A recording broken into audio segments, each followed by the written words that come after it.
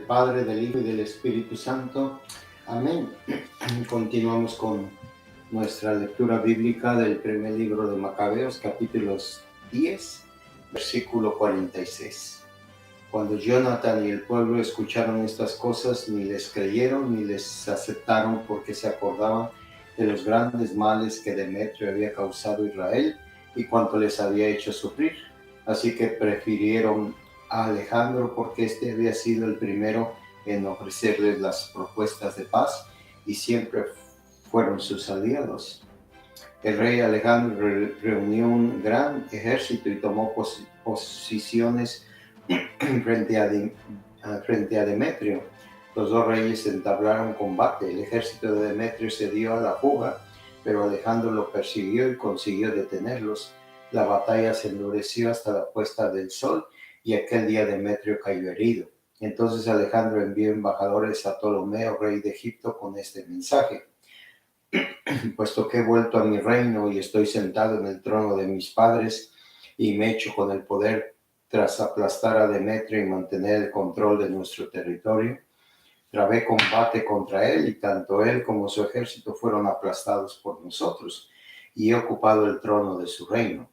Establezcamos entre nosotros vínculos de amistad. Dame a tu hija por esposa y me convertiré en tu yerno y les haré a ti y a ella regalos dignos de tu persona. El rey Ptolomeo respondió: dichoso el día en que has vuelto a la tierra de tus padres y te has sentado en el trono de su reino. Te concederé lo que me has escrito. Ven a mi encuentro a Ptolomeida para que nos veamos los dos. Te haré mi yerno y tal como lo has pedido. El año 172, Ptolomeo salió de Egipto con su hija Cleopatra y llegó a Ptolomaida. El rey Alejandro fue a su encuentro. Ptolomeo le entregó a su hija Cleopatra y la boda se celebró en Ptolomaida con gran esplendor según las costumbres de los reyes. El rey Alejandro escribió a Jonathan para que se reuniera con él. Jonathan se dirigió suntuosamente a Ptolemaida y ahí se encontró con los dos reyes. Continúa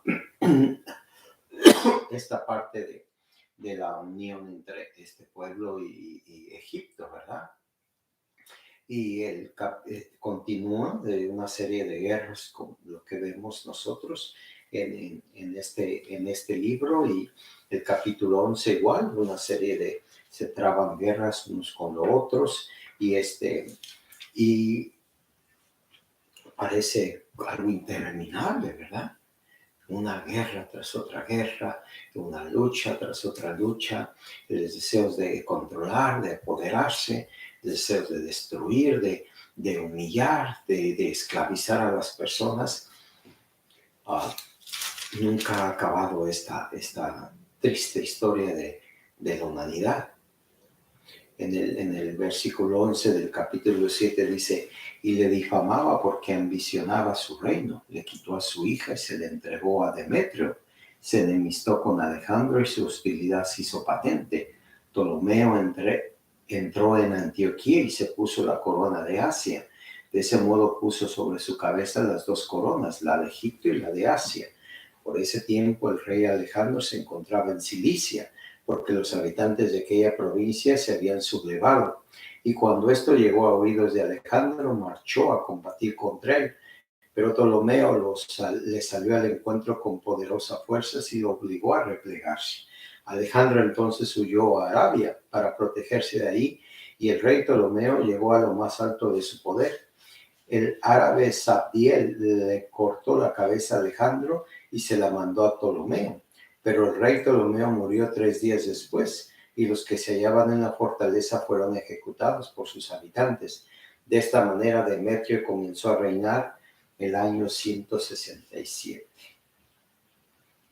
El libro del Siráside, capítulo 43, versículo 23, dice: devora los montes y abrasa el desierto, agosta la hierba como fuego, remedio de todo, el nublado imprevisto, el rocío que sigue alegra del calor, con su designio aplaca el océano y en él planta islas. Los navegantes cuentan los peligros del mar, y no admiramos de lo que oyen nuestros oídos. Hay ahí cosas extrañas y maravillosas, enorme variedad de seres vivos y de bestias, criaturas monstruosas. Y en el versículo 17 dice, en verdad que el Señor creó todas las cosas y entregó a los piadosos la sabiduría. En el capítulo 6 del libro del Apocalipsis, versículo 1, dice, en la visión, cuando el Cordero abrió el primero de los 7 sellos, oía el primero de los 4 seres decir con voz de trueno, ven. Y vi entonces un caballo blanco, su jinete llevaba un arco y se le dio una corona y salió con el ademán victorioso del que va a vencer. Cuando abrió el segundo sello oí decir al segundo ser, ven. Entonces salió otro caballo rojo. A su jinete se le concedió arrebatar la paz de la tierra para que se matasen unos a otros y se les entregó una gran espada. Cuando abrió el tercer sello, oí decir al tercer, ven, y vi entonces un caballo negro.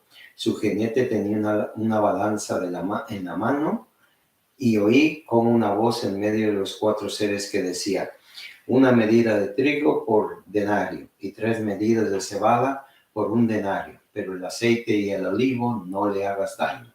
Cuando abrió el cuarto sello, oí la voz del cuarto que decía, ven. Y entonces la visión apareció un caballo macilento y su jinete se llamaba la muerte y le seguía el Hades. Se le dio poder sobre la cuarta parte de la tierra para matar espada de hambre y de peste con las fieras de la tierra. Cuando abrió el quinto sello, vi debajo del altar a las almas de los inmolados a causa de la palabra de Dios y del testimonio que mantuvieron. Clamaron con gran voz, Señor santo y veraz, ¿para cuándo dejas el hacer justicia y vengar nuestra sangre contra los habitantes de la tierra? Entonces se le dio a cada uno con una túnica blanca y se le dijo que aguardaran todavía un poco hasta que se completara el número de sus hermanos, compañeros de servicio, que iban a ser inmolados como ellos. La reflexión de hoy dice, la lectura del libro del Siráside es la conclusión de un himno de alabanza a Dios por su creación. El Siráside comienza su himno diciendo, voy a recordar las obras del Señor, expondré las cosas que he visto, con lo que comienza la alabanza de la creación de Dios que termina con la lectura de hoy. Con todo lo que se hizo en los cielos y la tierra, el Siráside habla del océano que está lleno de peligros y maravillas. La observación del vasto océano y su multitud de maravillas sigue el examen de los cielos, recorriendo las maravillas del sol, la luna y las estrellas. Finalmente, las montañas y las tormentas. Todas estas maravillas, sin embargo, son superadas por su Hacedor. Él es el más grande por encima de todas sus obras. Por último, el himno concluye con la humilde constatación de que muchas son las cosas ocultas y mayores esas de sus obras son las que contemplamos pocas veces.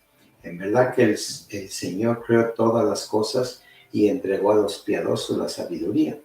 Si las obras de Dios son asombrosas, tanto como debe de ser el himno, el mismo Dios. La tradición de la oración no consiste solo en reflexionar simplemente en las palabras de Dios, sino también, como el Siráside nos muestra aquí, en ponderar sus obras. Ambos propósitos de la oración nos llevan a alabar a Dios, ensalzar con frecuencia la grandeza de las maravillas de la creación y la mayor grandeza que es Dios mismo. Que el Señor les bendiga, el Padre, el Hijo y el Espíritu Santo. Amén.